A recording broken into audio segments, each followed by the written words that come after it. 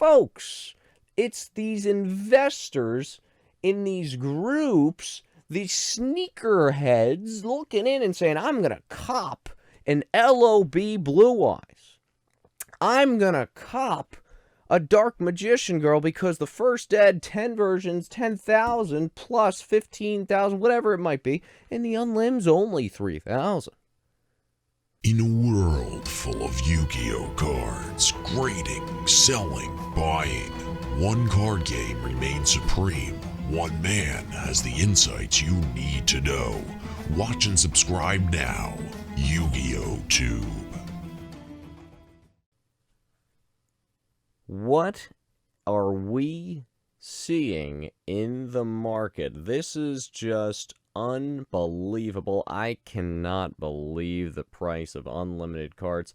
Folks, what are we doing? What is going on? And who is buying these cards? Dark Magician Girl, going for $3,500. LOB Blue Eyes Unlimited, going for $6,000 to $7,000. This is unlimited print. Let me repeat. Unlimited print. What's up, YouTube? YugiohTube here, and what a mess we are seeing in the market for unlimited cards. I understand folks want an alternative. I understand that maybe they're priced out, and very decent chance they're priced out of first edition. And they say, what's the next best thing? Unlimited. But at the same time, I think this unlimited surge is being fueled by quote-unquote investors with their glasses on and getting all ready in their seats and looking at the market. And their shoulders are hunched like this, and they're going to say, how am I going to make the most money in the next 6 months? Well, let me look at Pokemon, and then they go type, and then they see unlimited base Charizard. Oh, that really skyrocketed. Let me go buy Blue Eyes White Dragon. Click, buy it now. And, folks, I hope none of my viewers or my listeners are buying unlimited cards for $3,000, $4,000, $5,000, $6,000. What are we doing? Just put the $6,000 into a prize card. Put it into a first ed box of vintage old school. Instead, we're buying unlimited cards, potentially reprints, for $6,000. I mean, this blows wavy and glossy out of the water. I mean, at least with that, yeah, I could see how people like wavy a little more. Maybe there's a premium, even though I didn't agree with it. Right? But for unlimited cards, the title of the edition is unlimited. It's not limited. It very likely never will be limited. And we know Konami, if something even is limited, they find a way to make it unlimited by reprinting it, aka Dark Magician Girl Lost Art. They just say, let's crank the presses up again. And why haven't we seen Dark Magician Girl MFC Unlimited reprinted in Legendary Collection, in a tin, in some sort of new box set? People say, well, it hasn't happened by now. It's never going to happen. What are you talking about? It came out in 03, 04. It's been 16 years. You think they're going to reprint something 16 years later? Absolutely I do. It might not be this year. It might not be next year. It might not be 5 years from now. It could be a $10,000 Dark Magician Girl Unlimited in PSA 10 before we see that reprint. But I'll bet, and again, this is not financial advice. You do as you want to. This is just an opinionated video. But I would bet personally, I'd take my gamble and chances that Magician's Force, one day, I can't tell you when, maybe when Konami looks at their quarterly reports or Yu-Gi-Oh! And they say, we could use a little boost. Could use a little bolster. It was kind of a light month, a light quarter. And you know what? We're just going to throw some new unlimited packs of MFC reprint packs into circulation in this new box set to try and unload more crap and firewood. Unlimited cards, yes. Normally you would think. The normal brain says, well, if the first ed skyrockets in price, then the unlimited should trail and then skyrocket slowly after, right? It just makes sense. If one card in first edition goes way up to the moon in rockets, then the unlimited versions should also follow that trend and follow suit. But people don't realize about Yu-Gi-Oh! Specifically that unlimited truly is unlimited. Pokemon is not making more base set. Wizards of the Coast are gone. It's Pokemon, and they're making evolutions, which is a different style. You could say they're reprinting it, sure, but it's not unlimited base. You could say Yu-Gi-Oh! Is making more unlimited, but oh, the card stock is slightly different.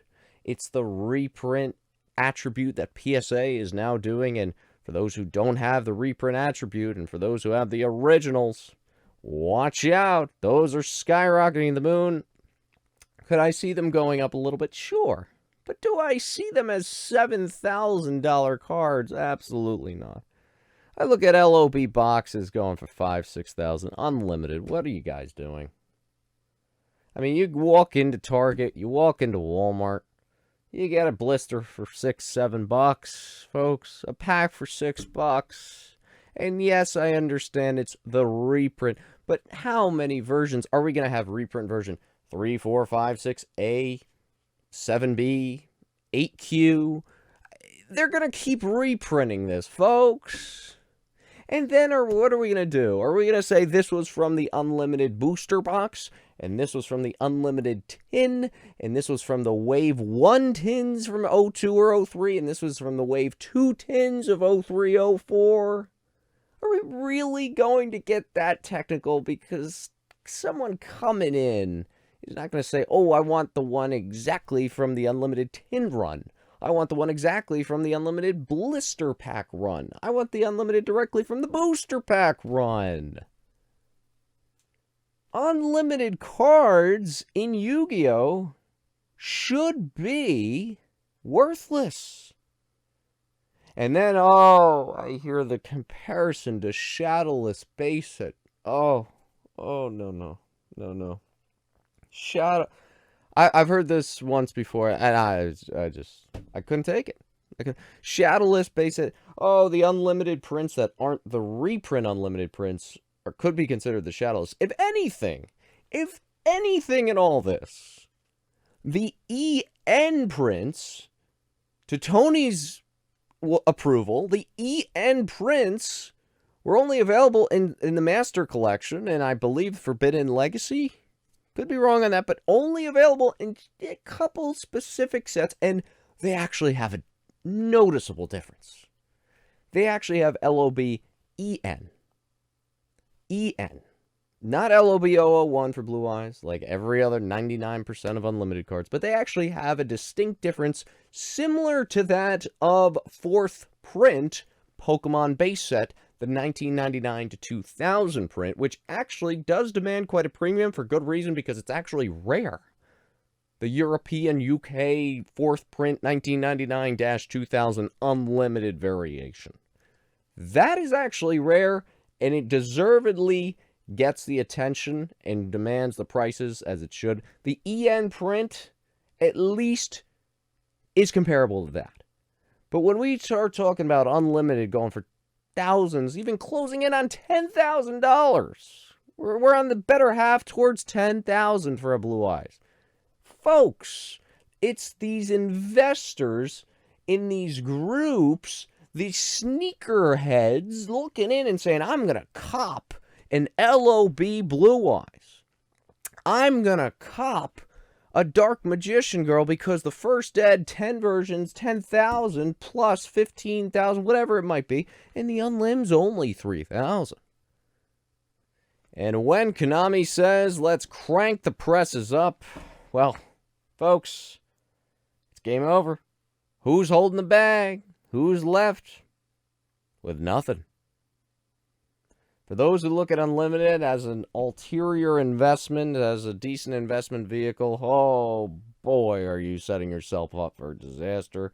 You clearly don't know how Yu-Gi-Oh! Has run and operated. You don't know the sheer amount of Unlimited Yu-Gi-Oh! Out there, and more to come. Oh boy. And again, if you want to say, there's the reprint Unlim and the regular Unlim, come on. Come on.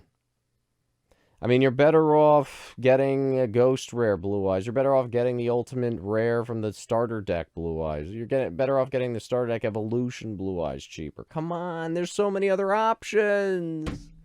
And you choose the unlimited print run 50,000 in PSA 10. I know that's an exaggeration, but folks, use your head.